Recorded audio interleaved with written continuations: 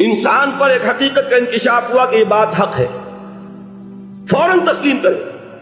کسی مصلحت کی وجہ سے، کسی بزدلی کی وجہ سے، کسی لالچ کی وجہ سے، کسی اپنی سیادت یا قیادت کی وجہ سے کیسے مان لوں؟ لوگ کہیں گے کہ یہ نیچے ہو گیا، وہ اونچا ہو گیا جس کی بات مانی، کسی وجہ سے رک گئے تو اللہ تعالیٰ اندر سے وہ جو استعداد ہے حق کو پہچاننے کی وہ سلب کر لیتے۔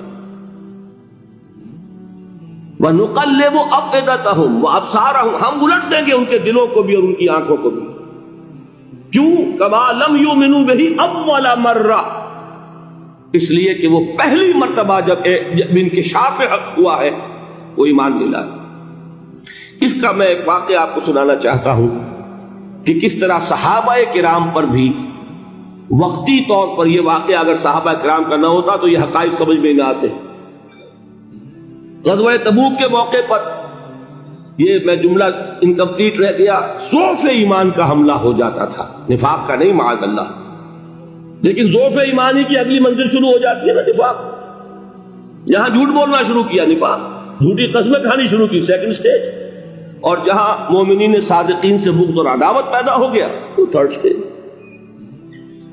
تو وہ ضعف ایمان کا کیسے ہوتا ہے یہ حضرت کعب ابن مالک نے بڑی تفصیل سے بیان کیا ہے۔ غزوہ تبوک کے موقع پر جہاں منافقین نے آ کر جھوٹے بہانے بنائے، جھوٹی قسمیں کھائیں اور حضور سے ایگزمپشن لے لی، چھٹی لے لی، رخصت لے لی، وہاں 3 ایسے صحابہ بھی تھے جو مومن صادق تھے، لیکن وقتی طور پر شیطان نے انہیں ورغلایا۔ کیسے ورغلایا وہ سمجھ لیجیے۔ کعب ابن مالک نے تفصیل سے بیان کیا ہے، اور میرے نزدیک یہ جہاں تک میرا مطالعہ ہے طویل ترین حدیث ہے، بخاری اور مسلم میں بھی موجود ہے۔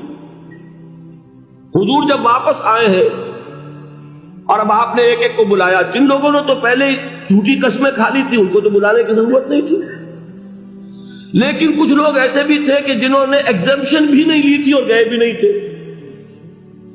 اب ان کو آپ نے ایک ایک کر کے پیشی ہوئی، آپ کیوں نہیں گئے تھے؟ تو اب جو منافقین تھے ان میں سے انہوں نے اس موقع پہ جھوٹی قسمیں کھا لی۔ خدا کی قسم حضور ہم تو بالکل تیار تھے، پوری میں نے تیاری بھی کر لی تھی، پورا ارادہ تھا، یہ وقتی طور پر یہ مصیبت مجھ پر آ پڑی۔ جس نے قسم کھائی انہوں نے کہا اچھا ٹھیک ہے جائیے۔ کعب ابن مالک کی باری آئی تو ان کے الفاظ اپنے یہ کہ جب میں پیش ہوا تو حضور کے چہرے مبارک پر ایک غصے والی مسکراہٹ تھی، ایک مسکراہٹ ہے لیکن غصے کے ساتھ، غضبناک۔ آپ فرمائیے آپ کیوں نہیں گئے؟ حضرت کعب یہ فرماتے ہیں کہ میں نے عرض کیا کہ حضور زبان میرے پاس بھی ہے، جھوٹ میں بھی بول سکتا ہوں، لیکن جھوٹ بول کر میں اس وقت آپ کی ناراضگی سے تو بچ جاؤں گا لیکن اللہ کی پکڑ سے نہیں بچ سکوں گا۔ میں اعتراف کرتا ہوں کہ جتنا صحت مند میں اس زمانے میں تھا کبھی نہیں تھا، جتنا فارغ البال اس وقت تھا کہ میرے پاس ساز و سامان موجود تھا راستے کے لیے، اتنا میں کبھی نہیں تھا۔ لیکن ہوا کیا؟ ہوا یہ کہ مجھے میرے نفس نے، شیطان نے پٹی پڑھائی۔ وہ پٹی کیا پڑھائی کہ حضور تو 30,000 کے لشکر کے ساتھ چلیں گے تو لشکر تو سلولی موو کرے گا نا، تمہارے پاس بڑی تکڑی، بڑی توانا صحت مند اونٹنی ہے، تم ذرا 2 دن بعد چلنا تیزی کے ساتھ اور حضور سے مل جانا، بس یہ تاخیر کا اربا۔ تو انہیں خیال آیا کہ ابھی 2 دن گھر کی ٹھنڈی چھاؤں ہے، میں یہاں پہ جو آرام ہے وہ کر لوں۔ مجھے جگر کا شعر یاد آیا ہے کہ تپتی راہیں مجھ کو پکاریں، دامن پکڑے چھاؤں گھنیری۔ ایک طرف فرض کی پکار ہے، اس میں تو ظاہر بات ہے کہ وہ تپتی راہیں ہیں، لا تنفروا فی الحر سنا چکا ہوا ہے۔